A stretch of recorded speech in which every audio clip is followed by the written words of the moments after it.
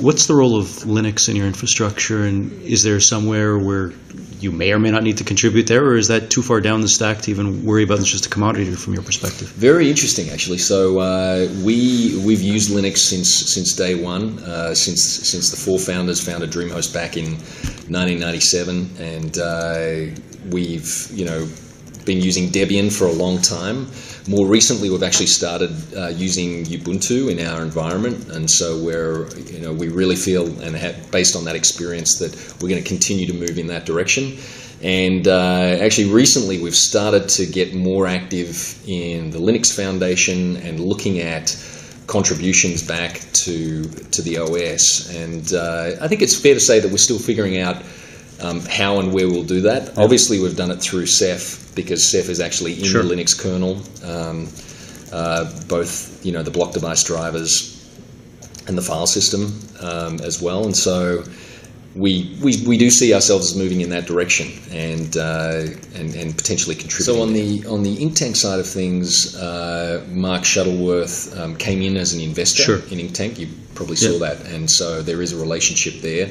On the Dreamhost side of things, we don't as yet have a commercial relationship, but we're collaborating very closely, and I would fully expect in the near future that we will have more of a commercial relationship with Canonical. Is there a specific direction within your office and management overall that anything that can or should be open source should be open source? You should consume that as opposed to proprietary, or is it not necessarily a religious kind of context, and you just take whatever the best technology is? I think it has been more of a bar that we looked at in relation to every part of our infrastructure, and a lot of that, of course, was driven by the desire for lack of vendor lock-in, but it was also driven by the fact that Dreamhost, its origins, its DNA was as a shared host that was really looking to compete on price and so on.